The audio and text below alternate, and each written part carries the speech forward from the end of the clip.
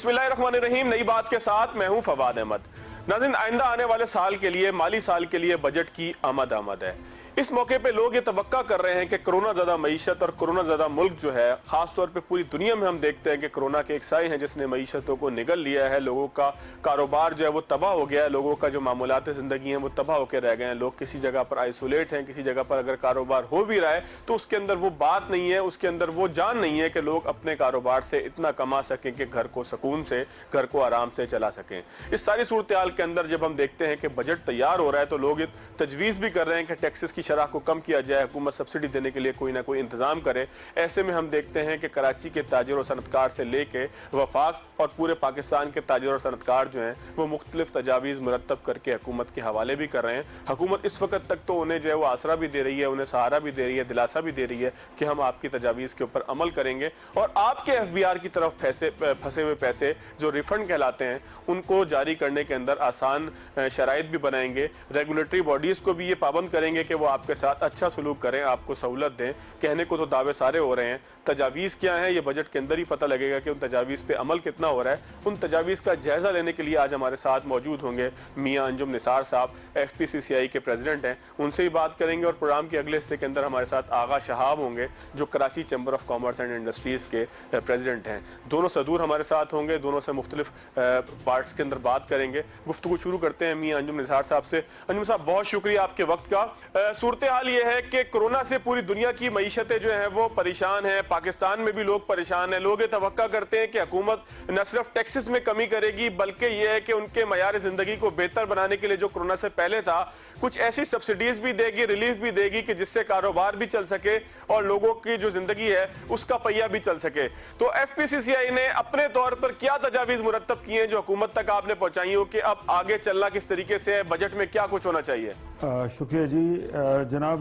इस तरह है कि FPCCI ने अल्हम्दुलिल्लाह ये जो बजट तजावीज़ हमारी स्टैंडिंग कमेटी ने बनाई हैं बड़ी इसमें बड़ी मेहनत हुई है और उसमें बहुत सारे फॉर्मर जो आपके ब्यूरोक्रेट्स हैं, FBR के रिटायर्ड, सेल टैक्स वाले, इनकम टैक्स वाले और कस्टम वाले, उनको भी शामिल किया है और लीडिंग बिजनेसमैन और चार्टर्ड अकाउंटेंट्स और टैक्स प्रैक्टिशनर्स उसमें शामिल थे।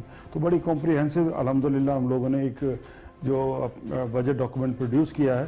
और बिफोर गोइंग इनटू डिटेल्स मैं ये कहना चाहूँगा कि ये जो FBR ने एक टारगेट इस साल का जो रखा है वो 5.1 ट्रिलियन का, यानी कि 5100 अरब का, ये दोबारा उसको रिवाइज़ किया इस साल के लिए भी। मैं समझता हूँ कि कोरोना सिचुएशन में ये टारगेट मीटेबल नहीं है क्योंकि इकॉनमी, अब कल ही एक खबर आई है, आज भी बल्कि TV पे खबर एक फ्लैश कर रही थी कि ये कोरोना पीरियड जो है आपका जुलाई और अगस्त में भी ये सिलसिला चलेगा। तो ये ऑलरेडी आपके पिछले महीने, अब पिछले साल के 3 महीने वो भी ज़ाया हो गए, उसमें भी टैक्सेस नहीं आए और अगले साल के जो पहले 2-3 महीनों में अगर ये प्रॉब्लम कंटिन्यू करी तो डेफिनेटली उससे आपके रेवेन्यू लॉसेस होंगे और ये टारगेट मीट नहीं हो सकेंगे। एक सबसे बड़ी पहली तजवीज़ तो उनको ये दे रहे हैं कि पोस्ट कोरोना सिचुएशन में इकॉनमी बहुत बुरे तरीके से ऑलरेडी डैमेज हुई है, ना सिर्फ पाकिस्तान की बल्कि ऑल ओवर द वर्ल्ड। तो ये जो साल होगा आपका, जो नॉर्मली तो हमारा बजट जो होता है ऑलरेडी डेफिसिट में ही होता है और ये साल डेफिसिट आपका ज़्यादा होगा। तो इसके लिए गवर्नमेंट को, उनको पता तो ज़रूर है, ये तो नहीं है कि उनसे कोई बात छुपी होगी, क्योंकि इकॉनमी अगर रिवाइव ही नहीं कर रही होगी, चल ही नहीं रही होगी तो सिस्टम आप टैक्सेस कहाँ से लेंगे। तो बहुत सारे मसाइल हैं, लोगों की जो लिक्विडिटी की परचेजिंग पावर जो है वो कम हो चुकी है। बहुत सारे इदारे इस वक्त ऑलरेडी बहुत ज़्यादा फाइनेंशियल डिफ़िकल्टीज़ में हैं क्योंकि ये प्री कोरोना सिचुएशन में जो हमें मार पड़ी है हमारी इकॉनमी को, वो आपने देखा कि 60 दिनों 70 दिनों की तनख्वाहें दी हैं विदाउट वर्किंग, मार्कअप जो था वो दिया है। हालांकि स्टेट बैंक ने मॉनेटरी पॉलिसी को रिवाइज किया है लेकिन उसमें एक टेक्निकल एक सिचुएशन एक आड़े आई रही है कि नॉर्मली इसकी जो सेटलमेंट्स होती हैं वो क्वार्टरली होती हैं। तो जो आपका जो मार्कअप 0.75% कम हुआ उसका तो आपको एडवांटेज मिल जाएगा, लेकिन जो बकाया 4.5% यानी कि अप्रैल 1 से लेकर जो मई के दरमियान जो रिडक्शन आई है आपकी मॉनेटरी पॉलिसी जो नीचे आई है 4.5%, उसका फ़ायदा आपको 1 जुलाई के बाद होगा। तो चाहिए तो ये था कि स्टेट बैंक इसमें इंटरवीन करता, उसमें फौरी तौर पर बैंक अपना स्प्रेड ज़रूर लेते हैं, लेकिन ये जो मार्कअप जो मॉनेटरी पॉलिसी के ज़रिए जो रिडक्शन आई थी उसे रियल टाइम में उसको नीचे होना चाहिए था। ये नहीं हुआ, ये बड़ी बदकिस्मती है। और गवर्नमेंट आज भी स्टेट बैंक के गवर्नर साहब के साथ जूम पे बात हो रही थी, उनसे फिर रिक्वेस्ट की है कि खुदा के लिए देखें, बहुत सारे लोग जो हैं, बहुत सारी इंडस्ट्री और ट्रेड वाले जो हैं वो बहुत बुरे तरीके से क्रश होंगे और बहुत सारी इंडस्ट्री जो है, बहुत सारे प्रॉब्लम्स जो हैं वो आने वाले दिनों में हम फेस करेंगे। ये तो अच्छा मियां साहब, जो तजावीज आप लोग पेश कर रहे हैं, चाहे स्टेट बैंक को दे रहे हों, चाहे मुशीर खजाना हफीज शेख साहब को दे रहे हों, आपको लगता है कि हुकूमत कुछ संजीदा है, उस हवाले से सोच रही है कि लोगों को रिलीफ दिया जाए? क्योंकि हमने गुज़िश्ता साल जो 555 का टैक्स का हदफ था, जाहिर है वो हो भी नहीं पाना था पूरा, लेकिन उसके ऊपर भी आप लोगों के तहफ़्फ़ुज़ात थे कि बहुत सारी जगहों पर ऐसे टैक्सेस लगा दिए गए हैं कि जिससे कारोबार करना और मुश्किल हो गया है। तो अब मुश्किल सूरत हाल मजीद मुश्किल होने के बाद आपको लगता है कि हुकूमत कुछ संजीदा है चीज़ों को थोड़ा सा सब्सिडाइज करने की तरफ, थोड़ा सा ऐसी तरफ ले जाने में जहां पर रिलीफ मिल सके? देखिए जी, आपकी बात बिल्कुल बजा है कि पिछले साल पहले जो इनिशियली टारगेट था वो 5500 अरब रुपए का था और फिर वो 51 बिलियन पर उसको अपना रिवाइज किया गया और तीसरी दफ़ा फिर रिवाइज किया गया, लेकिन स्टिल ये जो टारगेट्स है वो अचीवेबल नहीं होंगे, वो सबको नज़र आ रहा है। और प्राइम मिनिस्टर साहब ने खुद भी कहा है कि 800 अरब का जो रेवेन्यू लॉसेस जो हुए हैं इन महीनों में हुए हैं, तो डेफिनेटली वो सारी चीज़ें सामने हैं।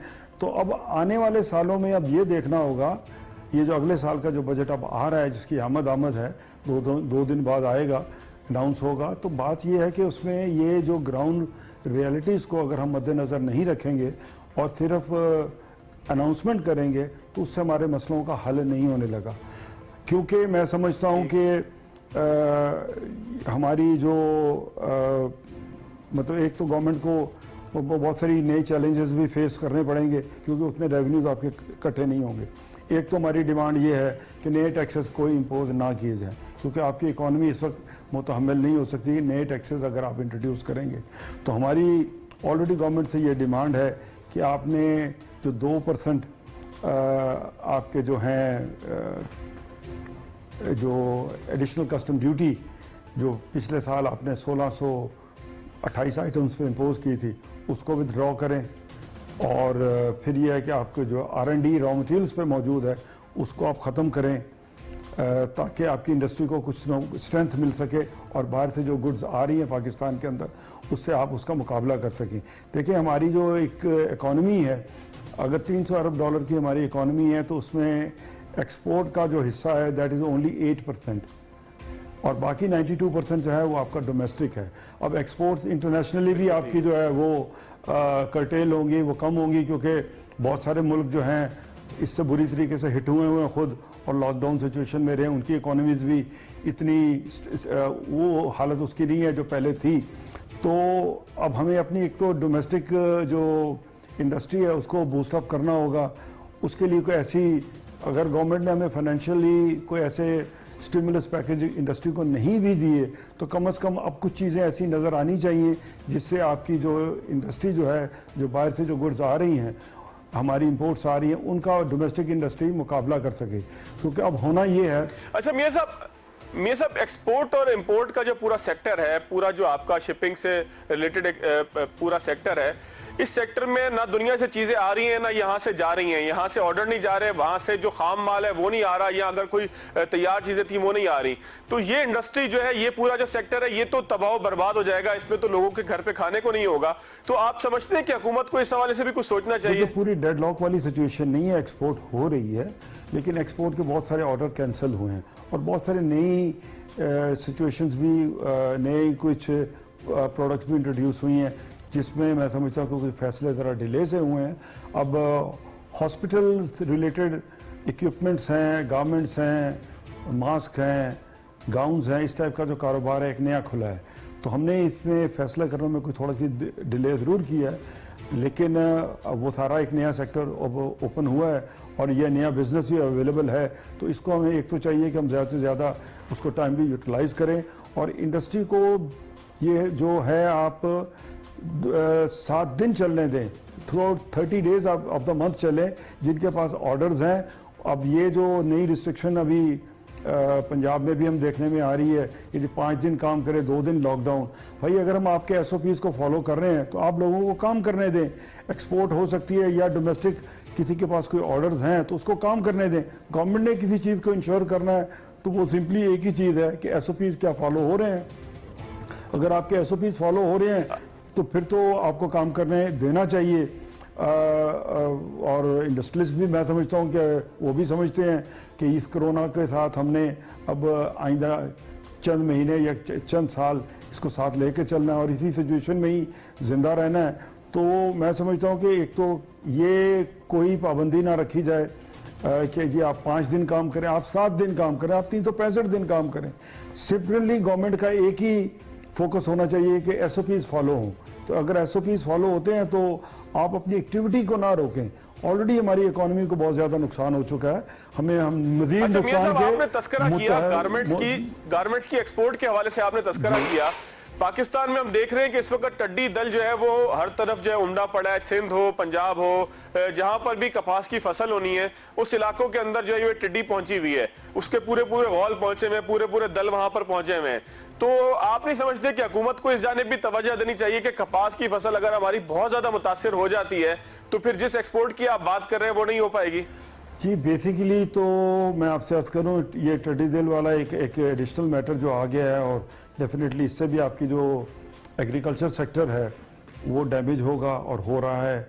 और ये जो हमला हुआ है जिसमें कहा जा रहा है कि 85 से 90 अजला पूरे पाकिस्तान के जो हैं वो उसमें हिट हो रहे हैं, जिसमें सिंध के भी हैं, पंजाब के भी हैं, केपी के भी और बलूचिस्तान के भी हैं। सारे चारों सूबों में ये एक सिलसिला एक फैला हुआ है। तो गुजारिश है कि गवर्नमेंट उसको अपने तौर पर देख रही है, कोशिश कर रही है और अल्लाह करे डैमेजेस कम हो। कि बहरहाल नुकसान तो किसी हद तक होना है, उसमें फूड सिक्योरिटी का खुदा ना करे कोई मसला ऐसा जन्म ले कि फूड सिक्योरिटी के मामला भी हों। बाकी आपने कॉटन की बात की, कॉटन पे मैं समझता हूँ कि गवर्नमेंट को फोकस करना चाहिए, इस पे हमारी रिसर्च होनी चाहिए। इस पे गवर्नमेंट और प्राइवेट सेक्टर के पास ऐसे स्कोप्स हैं, बल्कि 1-2 इदारे ऐसे भी हैं पाकिस्तान में जिनको विजिट करके मुझे भी बड़ी खुशी हुई। उसमें कुछ दोस्त जो हैं वो जेनेटिक इंजीनियरिंग में एग्रीकल्चर की वो एंटर हुए हैं और वो ऐसा बीज तैयार कर ऑलरेडी काम इस पर कर रहे हैं और बड़ी सक्सेस स्टोरी है। मैंने भी उनसे यही कहा कि खुदा के लिए यार हम जो हमारी कॉटन है जो कि जिससे हमारी बहुत सारा रोज़गार वाबस्ता है, क्योंकि आपकी गारमेंट इंडस्ट्री है, टेक्सटाइल इंडस्ट्री है, वीविंग इंडस्ट्री है, बहुत सारे लाखों लोग इसके साथ वाबस्ता हैं। तो ये अगर हमारी कॉटन की प्रोडक्शन जो है इस साल, क्योंकि 8.5 मिलियन बेल्स हुई हैं, जबकि एक साल ऐसा भी था आज से 10 साल पहले 10 से 11 में गालिबन जिसमें 14.5 मिलियन बेल प्रोड्यूस हुई है। बजाय हम आगे जाने के हम पीछे आए हैं। और इंडिया जो था उसको 15 मिलियन बेल प्रोड्यूस कर रहा था, आज वो 42 मिलियन बेल प्रोड्यूस कर रहा है। तो what is wrong in our economy, what is wrong with our agriculture sector? हम उसको क्यों नहीं फोकस कर सके, क्यों नहीं ऐसा बीज तैयार कर सके? आजकल टेक्नोलॉजी इतनी एडवांस है और मैं समझता हूँ कि जेनेटिक इंजीनियरिंग में आपकी जो सीड की प्रोडक्शन में अगर हम रिसर्च करें और इस पे काम करें तो मेरे ख्याल में अगर जितनी आपकी कॉटन आपकी जो है पर एकड़ यील्ड आपकी बढ़ेगी उतना ही बेहतर होगा। क्योंकि हमारे यहाँ जो पर एकड़ यील्ड है, एक तो सिंध और पंजाब के दरमियान 40% का फ़र्क है। पंजाब इज़ लेसर, 40% कम है एज़ कम्पेयर्ड विद सिंध। और दुनिया के साथ अगर हम अपनी एवरेज को कंपेयर करें तो हमारे यहाँ तकरीबन 18-20 मन है, जबकि दुनिया में ये 80 से 100 मन प्रोड्यूस कर रहे हैं। तो हम क्यों नहीं कर पा रहे?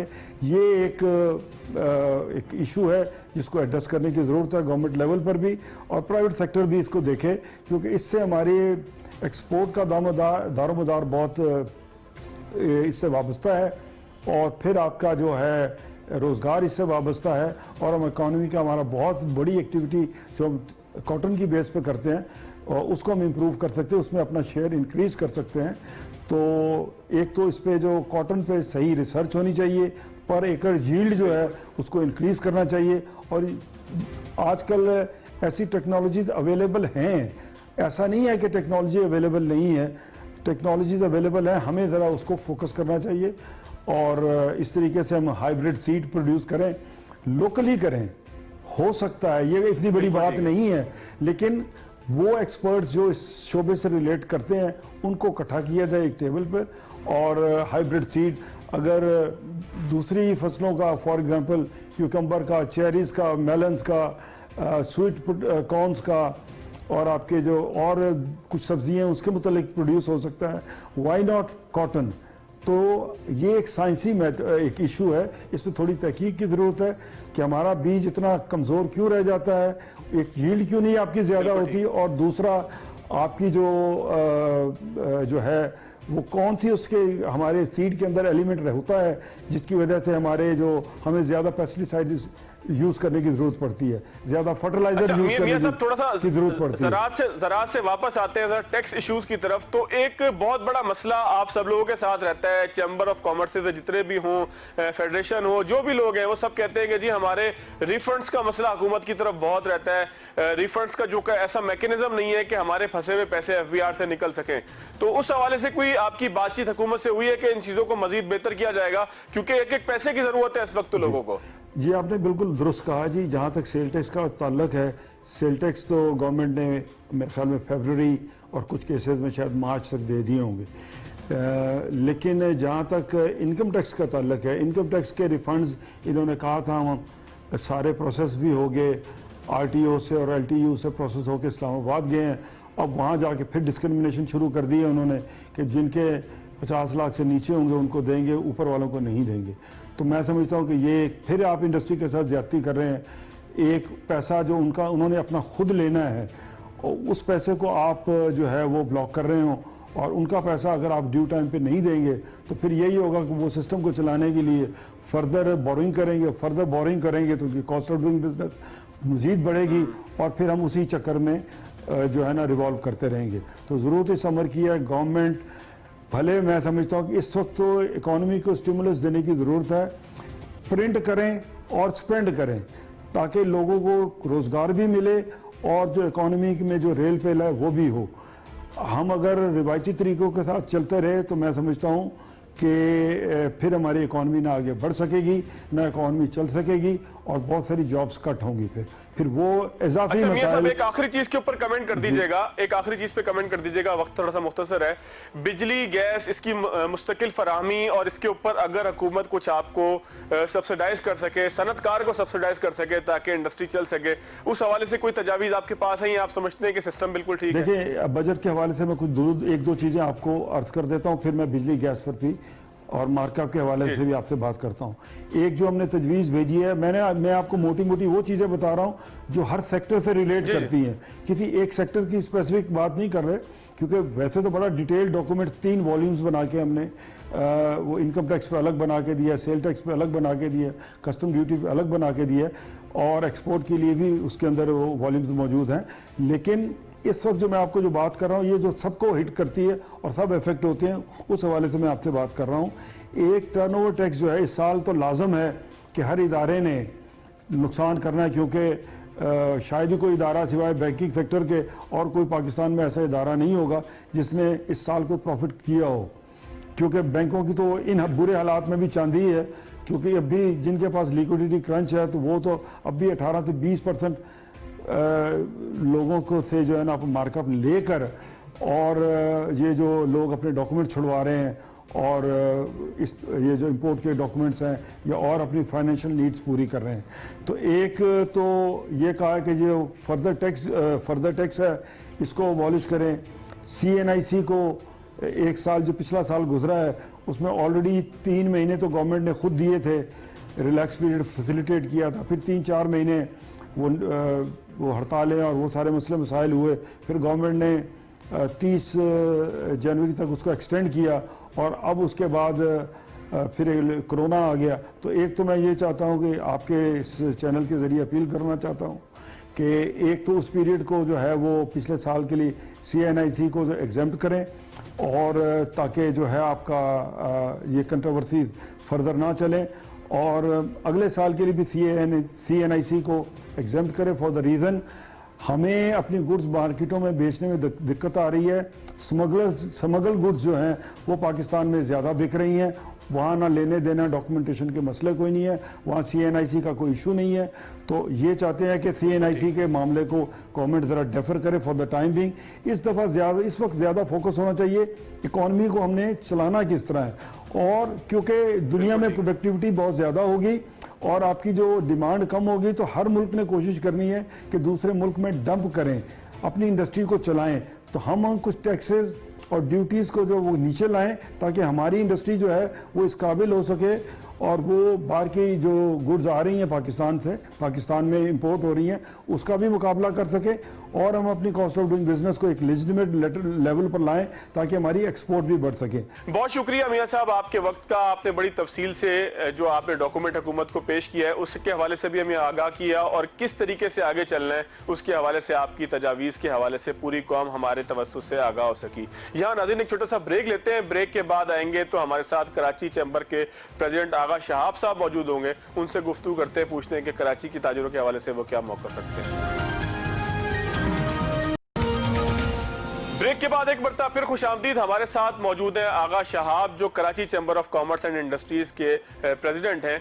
कुछ रोज पहले इन्होंने सिराज कासिम तेली साहब की क़यादत में एक जूम के ऊपर मीटिंग अरेंज की थी जिसमें मुशीर खजाना हफीज शेख साहब से भी बात हुई, कुछ इदारों के लोगों से भी बात हुई, यानी कि FBI स्टेट बैंक से भी इनकी मुस्तकिल बातचीत हो रही है।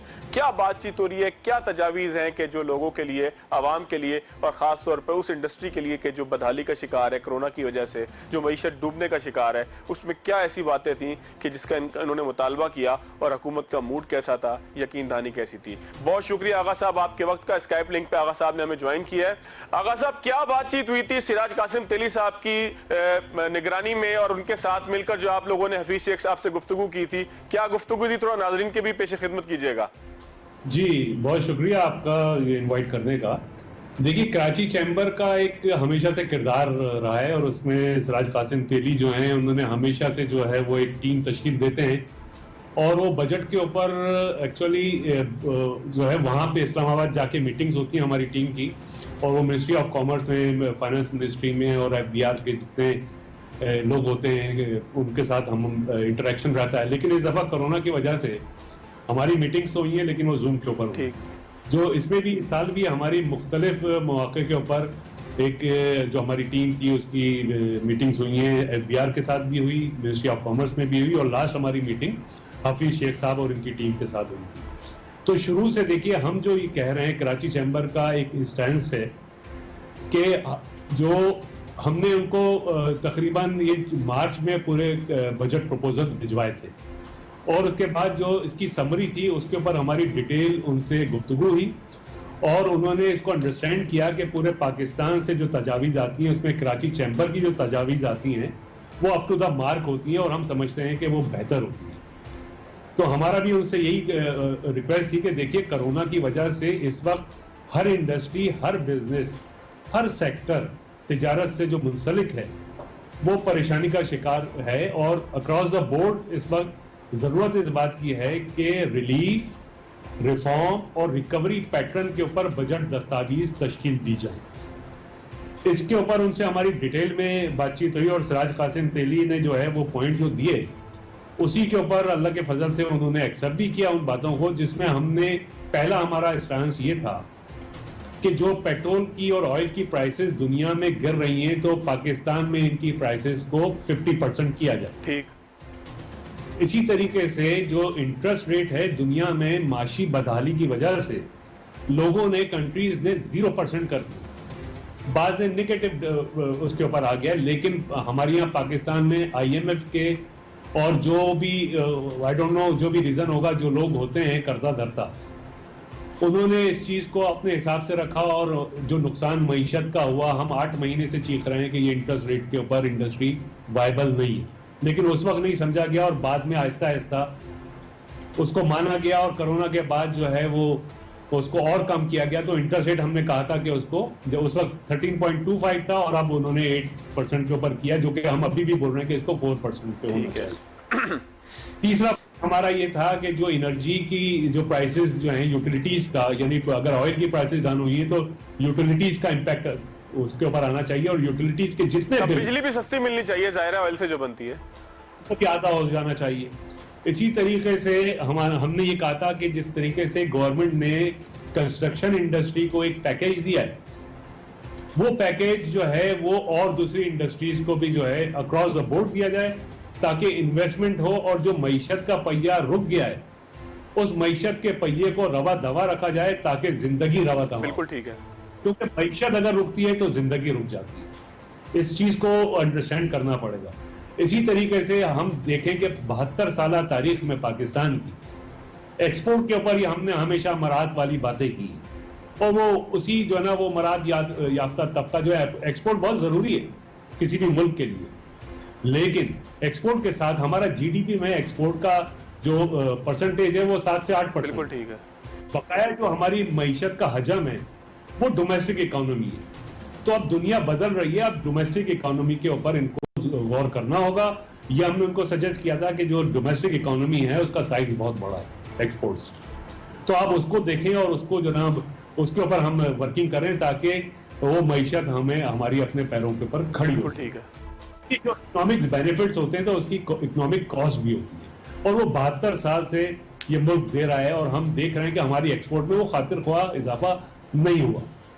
अब आ जाइए आप उसके ऊपर, हमने ये एक और उनसे चीज बोली कि जनाब जो हमारी अनडॉक्यूमेंटेड इकोनॉमी है उसको एक कौमी धारे में लाने के लिए ऐसा क्यों नहीं किया जाए कि जो पैकेज कंस्ट्रक्शन वालों को दिया है वो सारे सेक्टर्स को आप कर दें, ताकि मुल्क में इन्वेस्टमेंट आए और उसके ऊपर कोई क्वेश्चन नहीं किया जाए। क्योंकि ये स्टेज इस वक्त ऐसी है कि अगर थोड़ा सा टेक्निकल तरीके से हम दुनिया को बता सकें तो FATF हो गया, IMF हो गया, सब इस वक्त कोरोना के इस मामले में परेशान है। और इस वक्त जो है ना ये चीजें हम मनवा सकते हैं कि देखिए पाकिस्तान एक वो मुल्क है जो दुनिया में 2 ही तरीके के ममालिक होते हैं, कोई कैपिटल अबंडेंस कंट्रीज होती है जिनके पास पैसा होता है, और कुछ वो ममालिक होते हैं जिनके पास लेबर। आगा साहब, लेकिन इस तरीके से हम पीछे की तरफ नहीं चले जाएंगे, रिफॉर्म्स करने के बजाय हम पीछे से दोबारा ब्लैक इकोनॉमी की तरफ चले जाएंगे। जो कुछ हम करते रहे पिछले साल में, जिसका हमने नुकसान भी उठाया कि इन्वेस्टमेंट लोगों ने अपने पास रोक ली, वो अगर इस आपके मुतालबे के बाद सबको अलाउ कर दी जाए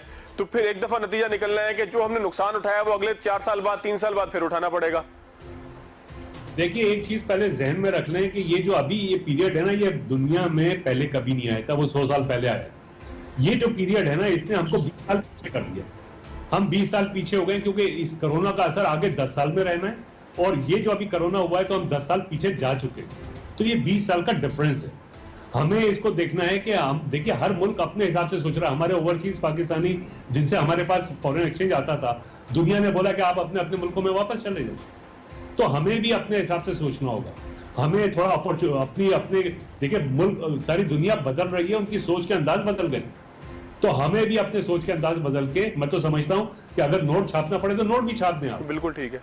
अभी देखिए हमें अपने आप को देखना है कि हमारी मईशत किस तरह अपने पैरों पे खड़ी हो, हमें सेल्फिश बनना पड़ेगा। यानी कि आप बिल्कुल ये समझते हैं कि रिहेबिलिटेशन का टाइम है, ये रिफॉर्म्स का टाइम नहीं है, रिहेबिलिटेशन का टाइम है कि जो चीजें बिल्कुल खत्म हो रही हैं, जो सनतें खत्म हो रही हैं, उनको ऑक्सीजन दी जाए। बिल्कुल मैं ये समझता हूं कि रिलीफ, मैंने आपको पहले ही बताया कि हमने जो बात की, हमने ये क्वेश्चन था हमारा हाफिज शेख साहब से, सिराज तेली ने बोला था ये कि जनाब ये बताइए कि क्या ये रिलीफ बजट होगा, तो उन्होंने बोला यस। तो हमें इसी पैटर्न के ऊपर चल रहे हैं कि पहला साल ये रिलीफ के ऊपर इस वक्त बात होनी चाहिए, दूसरी कोई बात नहीं होनी चाहिए। अच्छा, आपको क्या लगता है आगा साहब कि किन सेक्टर्स के अंदर हुकूमत रिलीफ देने के मूड में लगती है और किन सेक्टर्स के अंदर हुकूमत लगता है कि आपको आपकी बात नहीं सुनेगी? अगर ये थोड़ी सी इसके ऊपर गुफ्तगू हो जाए, फिर ब्रेक की तरफ हमने जाना है। देखिए मैं तो बड़ा ऑप्टिमिस्ट हूँ। जो मीटिंग्स हमारी तीनों हुकूमती इदारों यानी कि मिनिस्ट्री ऑफ कॉमर्स, FBR के जितने हेड थे, और जो मिनिस्ट्री ऑफ फाइनेंस हाफिज शेख साहब और उनकी टीम, तीनों मीटिंग्स का जो क्रस्ट है और जो मैं समझ पाया हूं कि हमें बड़ा पॉजिटिव रिस्पांस मिला है, और वो इस रिलीफ पैकेज को अंडरस्टैंड कर रहे हैं कि हाँ होना चाहिए, उसको एक्सेप्ट कर रहे हैं।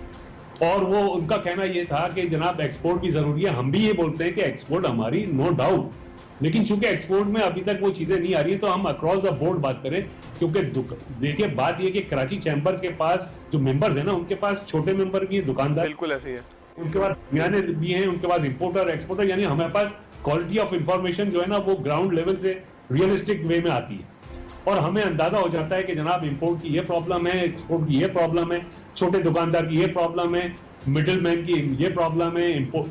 तो हमारे पास कंप्लीट एक पिक्चर होती है और हम उसके हिसाब से ही वो इंफॉर्मेशन गैदर करते हैं और उसके बाद हमारी पूरी टीम होती है, वो उसके ऊपर वर्किंग करती है। महीनों से हमारी वर्किंग चल रही थी और हमारी मीटिंगें हो रही थी। हम समझ रहे हैं कि गवर्नमेंट जो है वो भी ये चाहती है कि इस वक्त मईशत को अपने पैरों पे खड़ा किया जाए।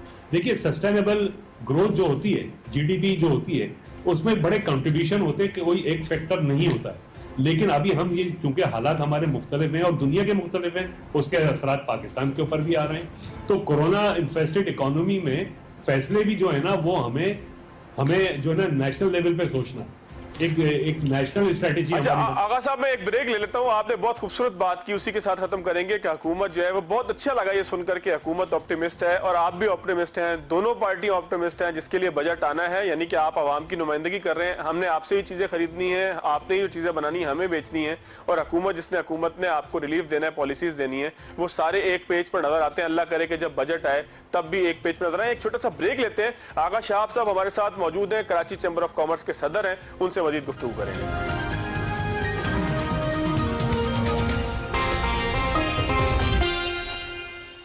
मुल्क के कोने कोने से सहाफियों की सबसे बड़ी और मजबूत टीम के साथ तमाम बड़े शहरों से बैक वक्त शाया होने वाला पाकिस्तान का पहला अखबार रोजनामा नई बात। आज ही अपने अखबार फरोश से तलब करें। कौन कहता है ये शाम आखिरी है, कल सुबह 9 नहीं मिलेगी। ठहरो, ना उम्मीद ना होना, अभी वो मसीहा मौजूद हैं जो फर्ज निभा रहे हैं।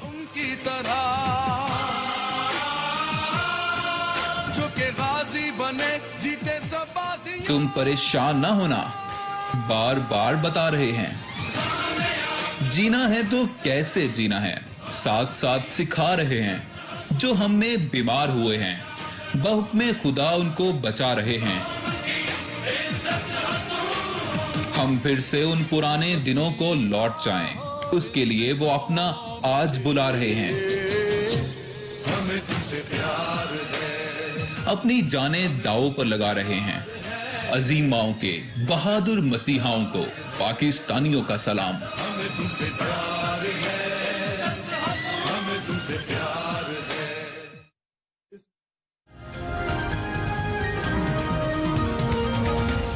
ब्रेक के बाद एक बढ़ता फिर खुशामदीद। कराची चैम्बर ऑफ कॉमर्स के सदर आगा शहाब हमारे साथ मौजूद हैं। सारी तजावीज़ जो हुकूमत को उन्होंने पेश की, जिस हवाले से वो कहते हैं कि हुकूमत संजीदा भी नजर आती है और वो खुद भी पुरुमीद है कि हुकूमत जो है उन तजावीज़ को न सिर्फ कबूल करेगी बल्कि ऑक्सीजन का एक जो है वो सिलसिला फराम करेगी कि जो इंडस्ट्रीज खत्म हो रही हैं, छोटे ताजर खत्म हो रहे हैं या बड़े बड़े ताजर भी अब छोटे ताजर हो गए, वो सारे जो है वो अपने कारोबार को कुछ रिलीफ की वजह से आगे चला सकेंगे। आगा साहब, थोड़ी सी बात हो जाए टैक्स के सिस्टम के ऊपर, रिफंड के हवाले से। एक तो आप लोग परेशान रहते हैं, उसका भी बताइएगा। दूसरा, आपको लगता है कि टैक्स के सिस्टम में कुछ ऐसा रिलीफ आपको मिलेगा कि जिस तरीके से पहले गला खींचा गया था, 555 का एक हदफ था जो कि उस वक्त ही नजर आ रहा था कि उसकी तामील नहीं हो सकेगी, अब आपको क्या लगता है कि हुकूमत जो अहदाफ है वो कुछ रियलिस्टिक रखेगी और कुछ रिलीफ देगी उसमें लोगों को? देखिए, होता ये है कि ये जो बजट होता है ना, जरा उसको अंडरस्टैंड करें कि ये जो पिछला साल गुजरता है उसके जो आमदनी और महसूलात और खर्चे होते हैं वो मद्देनजर रखते हुए और आइंदा आने वाले साल को हम टारगेट करते हैं कि इनके हदफ ये होने चाहिए, वो मुकर्रर किए जाते हैं। लास्ट टाइम 5000, आप सही बोल रहे हैं कि 5500 अरब रुपए का रखा गया था टारगेट, और उसमें जो ना एडिशन की गई थी 700 अरब। बिल्कुल ठीक। उस वक्त भी हमने ये कहा था कि देखिए ये रियलिस्टिक टारगेट नहीं है और ये किसी के कहने पे रखा गया है या जो भी XYZ रीजन थे, हम ये समझ रहे थे कि ये कभी भी अचीव नहीं हो पाएगा और ऐसे ही हुआ। देखिए, होता ये है कि जो IMF या जो इदारे होते हैं वो उनको अपने रीजंस होते हैं, उसके हिसाब से टास्क दिया जाता है गवर्नमेंट को, लेकिन जो ग्राउंड रियलिटीज होती हैं हमें वो देखनी है कि हमारी इकोनॉमी में इतनी जान है या नहीं, हमारे कारोबार में इतनी जान है या नहीं। देखिए, टैक्सेस जो हैं वो आप जो अब इसी की मिसाल ले लें कोरोना पीरियड की, कि 6 महीने से जब कारोबार बंद होंगे तो जब सेलें नहीं होंगी तो आपका क्या ख्याल है कि वो टैक्स कलेक्शन होगा? तो हमें ये देखना है कि रेवेन्यू जनरेशन और रेवेन्यू कलेक्शन से हट के हमें वो चीजें करनी चाहिए कि लोग जो है वो खुद ब खुद टैक्स अपनी रेस्पॉन्सिबिलिटी फील करें। हम उन्हीं टैक्स गुजार को जो है वो स्क्वीज नहीं करें। और मैं समझता हूं कि जब डोमेस्टिक इकोनॉमी कौमी धारे में आएगी और लोग जो है ज्यादा से ज्यादा, जैसे रिटेल्स का हमारा आप देखेंगे इन्होंने शुरू किया था कि रिटेल्स के ऊपर भी होना चाहिए। मैं समझता हूं कि हर इंसान की जिम्मेदारी है जो इस मुल्क में रहता है, हर शहरी की, कि वो अपने आप को टैक्स नेट में लेके आए, ताकि ये बर्डन एक के ऊपर नहीं पड़ना चाहिए। देखिए जैसे इंडस्ट्रियलिस्ट है जो दे रहे हैं टैक्सेस, मैं अपने कंधे पे एक को उठा सकता हूँ, दो को उठा सकता हूँ, तीसरे के लिए मैं खुद भी ले बिल्कुल ठीक है।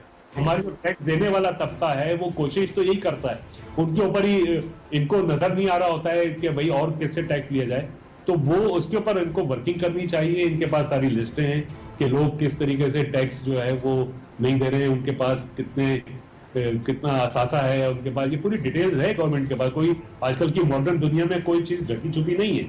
उन लोगों को टैक्स नेट में लाना चाहिए और ऐसे इकदाम करने चाहिए कि देखिए असल हदफ ये होता है किसी भी मुल्क का के ट्रांसफॉर्मेशन ऑफ सोसाइटी हो, यानी कि म्यार जिंदगी बुलंद हो आवाम का, और जो आम आदमी है उसके ऊपर रिलीफ जाए। लेकिन ये बातों की हद तक होता है। उसूलन तो देखिए क्रिएशन ऑफ वेल्थ उसी वक्त होगी जब इंडस्ट्रियलाइजेशन होगी, जब रिवाइवल ऑफ इंडस्ट्री होगी, और जब रिवाइवल ऑफ इंडस्ट्री होगी तो एम्प्लॉयमेंट होगा, जब एम्प्लॉयमेंट होगा तो लाइफ स्टाइल चेंज होगा, जब लाइफ स्टाइल चेंज होगा तो ट्रांसफॉर्मेशन ऑफ सोसाइटी होगा, पूरा इकोसिस्टम बनेगा, वेल्थ होगी। तो अब ये देखिए कि अगर हम सिर्फ एक ही सेक्टर को उसी से टैक्स लेते रहे, उसी के ऊपर रहे, कन्फाइंड रहे उसी में, तो वो ना ब्रॉड बेस हमारा टैक्स का वो सिस्टम बनेगा और हम उनके ऊपर शोर करते रहेंगे, वो हमको चोर बोलते रहेंगे, हम उनसे बोलेंगे कि आप रिश्वत लेते। तो ये हमें समझना पड़ेगा कि उस पैटर्न से हटना पड़ेगा हमें, और एक ट्रस्ट का लेवल जो है ना वो अब मैं समझ रहा हूँ अभी बन रहा है। अभी सारे इदारों से जो हमारी मीटिंगें हुई हैं एक ट्रस्ट का काम हो रहा है, क्योंकि हमारी अप्रोच अब ये हालात वो नहीं है जो 72 साल में थे पाकिस्तान में। ये बड़े मुख्तलिफ हालात हैं, इसमें बहुत डेंजरस हालात हैं इकोनॉमी के। अच्छा आगा साहब एक चीज बताइएगा कि दो इदारे ऐसे हैं कि जो बराह रास्त आपसे जो है वो बिल्कुल मुंसलिक होते हैं, एफबीआर है, कोई स्टेट बैंक है। आपको लगता है कि हुकूमत जो पॉलिसी बनाएगी ये इदारे उसके साथ सिंक होके आपको यानी कि आवाम को रिलीफ पहुंचाने के लिए कुछ कर सकेंगे? देखिए मैं शुरू से ये बोलता हूं कि जो इदारा इंस्टीट्यूशन होता है ना, अगर वो चाहें, मैं आपको सच बता रहा हूं कि जैसे आज ये स्टेट बैंक के गवर्नर से मेरी मीटिंग थी और सारे चैंबर्स के सदूर शामिल थे, और उनका कहना था कि हमने जी 2100 के करीब एप्लीकेशन हमारे पास आई हैं और लोन के लिए, और हमने 1300 कुछ लोगों को 96 अरब रुपए दिए। मैंने उनसे अर्ज किया कि जनाब हमारे पास एसएमईज जो हैं उनका डेफिनेशन क्या है, आप मुझे बताइए कि हर मुल्क ने अपनी अपनी एसएमईज की डेफिनेशन मुख्तलिफ रखी है। हमारे मुल्क में 3 डेफिनेशन चल रही हैं एसएमईज की, और अगर आपने ये लोन्स जिनको दिए हैं तो काइंडली जरा उनकी लिस्ट तो हमसे शेयर कर दीजिए कि वो किस, क्योंकि जो माइक्रो लेवल के ऊपर लोग हैं जिनको असल में मदद चाहिए वो तो बैंक के अंदर घुस भी नहीं सकते, उनके ना तो ताल्लुकात होते हैं, वो किसके पास जाएंगे लोन लेने के लिए। तो काइंडली ये देखा जाए कि अगर इंस्टीट्यूशन जो आप मुझसे बात कर रहे हैं, 2 इदारे वाकई में बहुत अहम है। अगर स्टेट बैंक चाहे तो हमारी अगर राइट हमारी पॉलिसीज हो ना, तो मैं समझता हूं कि वो चेंज कर सकती है हमारे लोगों की जिंदगी, हमारे लोगों के जो तिजारत के तरीके कार है उनको चेंज हो सकते हैं। एफबीआर चाहे तो हो सकते हैं, स्टेट बैंक चाहे तो हो सकता है। ये देखिए अगर ये एक उसके ऊपर नहीं हो सकता कि मैं आपको बोल दूं कि जनाब ये यूं करना है, ये direction comes from top to bottom, ये ऐसा नहीं हो सकता। डायरेक्शंस ऑलवेज जो है ना come from bottom to top, वो ही कामयाब हो सकते हैं कि वो हमारे पास क्योंकि इंफॉर्मेशन होती है, हमारे पास चूंकि हम प्रैक्टिकल देख रहे हैं। जो ऑक्सफोर्ड की और जो वेस्टर्न इकोनॉमीज है, जो उनके मॉडल्स हैं, वो हमारे लिए अब काबिल कबूल नहीं है, हमें अडॉप्ट करना पड़ेगा जो हमारी फिलॉसफी है, जो हमारी तरीकेकार है, जमीनी हकायक के मुताबिक आप कहते हैं चलना पड़ेगा।